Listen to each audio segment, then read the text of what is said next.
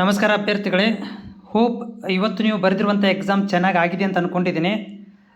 ಆಮೇಲೆ ನಿಮ್ಮದು ಕೂಡ ಸಜೆಷನ್ ಹೇಳಿ, ನಿಮ್ಮ ಎಕ್ಸಾಮ್ ಹೇಗಾಗಿದೆ ಅಂತ ಕೂಡ ನನ್ನ ಕಾಮೆಂಟ್ಸ್ ಬಾಕ್ಸಲ್ಲಿ ತಿಳಿಸಿ. First year, second year, third year ಏನು ಒಂದು ಈಗ ಎಕ್ಸಾಮ್ ನಡೀತಾ ಇದೆ. ಇವತ್ತು ಫಸ್ಟ್ ಎಕ್ಸಾಮ್ ನಿಮ್ದು ಮುಗೀತು. ಎಲ್ಲರೂ ಚೆನ್ನಾಗಾಗಿದೆ ಅಂತ ಅಂದ್ಕೊಂಡಿದ್ದೀನಿ. ಆಮೇಲೆ ಮತ್ತೇನಪ್ಪ ಅಂತಂದರೆ, ಈಗ ನಾಳೆಗೆ ಎಕ್ಸಾಮ್ ಇದೆ ನಿಮ್ಮದು. ನಾಳೆಗೆಲ್ಲ ಹೋಗುವಂಥ ಅಭ್ಯರ್ಥಿಗಳೇ ಒಂದು ಇಲ್ಲಿ ಡೌಟನ್ನು ಕ್ಲಿಯರ್ ಮಾಡಲಿಕ್ಕೆ ಬಯಸ್ತೇನೆ. ಏನಪ್ಪ ಅಂತಂದ್ರೆ, ಈಗ ನಾಳೆಗೆ ಯಾರಿಗೆ ಅಂದರೆ ಇದೆ OT ಟೆಕ್ನಿಷಿಯನ್ ವಿದ್ಯಾರ್ಥಿಗಳಿಗೆ 3 ಏನಪ್ಪ ಅಂದ್ರೆ ಸಬ್ಜೆಕ್ಟ್ಗಳಿದ್ದಾವೆ. ಅಟ್ ಎ ಟೈಮ್ 3 ತಾಸು ಒಳಗಡೆ 3 ಎಕ್ಸಾಮ್ ಬರೀಬೇಕು. ಅವರು 3 ಸಬ್ಜೆಕ್ಟ್ಗಳನ್ನು ಬರೀಬೇಕು. ಸೊ ಅದರಲ್ಲಿ ಬಯೋಕೆಮಿಸ್ಟ್ರಿ, ಮೈಕ್ರೋಬಯಾಲಜಿ, ಫಾರ್ಮಕಾಲಜಿ ಇದೆ. ಇವು 3 ಸೇರಿಸಿ 35 ಮಾರ್ಕ್ಸ್ ತೊಗೋಬೇಕಾಗತ್ತೆ. ನೀವು ನೆನಪಿರಲಿ, ಇವು 3 ಸಬ್ಜೆಕ್ಟ್ ಸೇರಿಸಿ 35.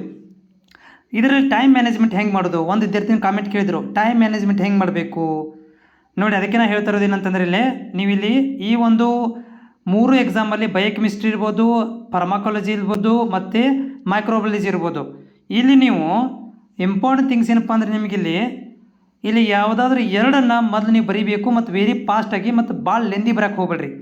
ನೋಡಿರಿ, OTದವ್ರಿಗೆ ಜಾಸ್ತಿ ಇಲ್ಲಿ ಭಾಳ ಲೆಂದಿ ಆನ್ಸರ್ಗಳನ್ನು ಕೇಳೋಂಗಿಲ್ಲ. ಹಂಗಂತೇಳಿ ನೀವು ಅರ್ಧಂಬರ್ಧ ಬರೆಯೋಕೆ ಹೋಗ್ಬಾರ್ದು. ಏನಪ್ಪ ಅಂದ್ರೆ, 1 ಪೇಜ್ ಇರುತ್ತಲ್ಲ, ಸೊ ಈ 1 ಪೇಜ್ ಒಳಗಡೆ ಇಲ್ಲಿ ತನಕ ಒಂದು 3 ನಿಮ್ಮ ಒಂದು ಫಿಂಗರ್ಗಳಿದಾವಲ್ಲ ಅಷ್ಟು ಬಿಟ್ಟು ನೀವು 5 ಮಾರ್ಕ್ಸಿಗೆ ಬರ್ಕೊತ ಹೋಗಬೇಕು. ಟೈಮ್ ಸೇವ್ ಆಗುತ್ತೆ. ಹಾಗೆ ಕತ್ತಿ ಬಿಟ್ಟು ನೀವು 2-3 ಪೇಜ್ ಒಂದೊಂದು ಆನ್ಸರ್ಗೆ ಬರೆಯೋಕೆ ಹೋಗ್ಬೇಡ್ರಿ. ಯಾಕಂದರೆ ಇಲ್ಲಿ ನೀವು 3 ಸಬ್ಜೆಕ್ಟ್ಗಳನ್ನು ಬರೆಯುವುದರಿಂದ ನೀವು ಟೈಮನ್ನು ಕವರ್ ಮಾಡಬೇಕಾಗತ್ತೆ.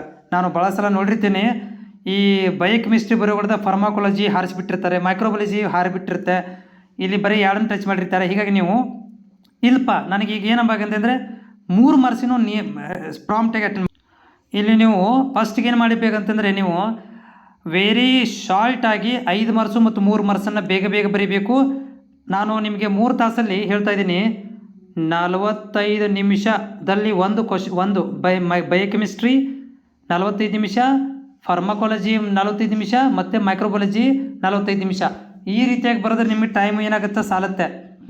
ಇಲ್ಲಪ್ಪ ಅಂತಂದರೆ ನಿಮಗೆ ಸಾಲೋದಿಲ್ಲ. ಅದಕ್ಕೆ ನೀವೇನು ಮಾಡಬೇಕಂತಂದರೆ, 3 ಮಾರ್ಕ್ಸ್ಗಳನ್ನು ನೀವು ಬೇಗ ಬೇಗ ಬರೀರಿ. ಎಲ್ಲದರಲ್ಲೂ 3 ಮಾರ್ಕ್ಸ್ಗಳನ್ನ ಕವರ್ ಮಾಡ್ಕೊರಿ. ಯಾಕಂದರೆ ಇಲ್ಲೇ ನಿಮ್ಗೆ ಏನಾಗುತ್ತೆ ಅಂದರೆ 45 ಮಾರ್ಕ್ಸು ಕವರ್ ಆಗಿಬಿಡುತ್ತೆ. 15 3 45, ಬರೀ 3 ಮಾರ್ಕ್ಸಿನ ಬರೋದು 45 ಮಾರ್ಕ್ಸ್ ಆಯಿತು. ಮುಂದೆ ನೀವು ಏನಪ್ಪ ಅಂತಂದರೆ 5 ಮಾರ್ಕ್ಸದ್ದು ಜಾಸ್ತಿ ಇಲ್ಲಿ ಜಾಸ್ತಿ ಏನಪ್ಪ ಅಂತಂದರೆ ಹೆವಿ ಬರೆಯೋಕೆ ಹೋಗ್ಬೇಡ್ರಿ 5 ಮಾರ್ಕ್ಸದ್ದು. ಹಾಗಂತೇಳಿ ಯಾವುದನ್ನು ಕೂಡ ಸ್ಕಿಪ್ ಮಾಡೋಕ್ಕೂ ಹೋಗಬೇಡಿ. ಮ್ಯಾಕ್ಸಿಮಮ್ ಕವರ್ ಮಾಡಿಕೊಂಡು ನೀಟಾಗಿ. ನಿಮಗೆ ಉದಾಹರಣೆಗೆ ಈಗ ನಿಮ್ಗೆ ಮೈಕ್ರೋಬಯಾಲಜಿ ಬರ್ತಾಯಿತ್ತು, ಫಸ್ಟ್ಗೆ ನೀವು ಮೈಕ್ರೋಬಯಾಲಜಿ ಬೇಕಾದ್ರೆ ಬರಬೇಡಿ, ಹೌದಾ? ಅದನ್ನು ಬೇಗ ಬೇಗ ಬರೆದಿಡಿ. ಬಯೋಕೆಮಿಸ್ಟ್ರಿ ಎಲ್ಲ ಬರ್ತಾಯಿತ್ತು, ಅದನ್ನು ಫಸ್ಟಿಗೆ ಬರೆದಿಡಿ.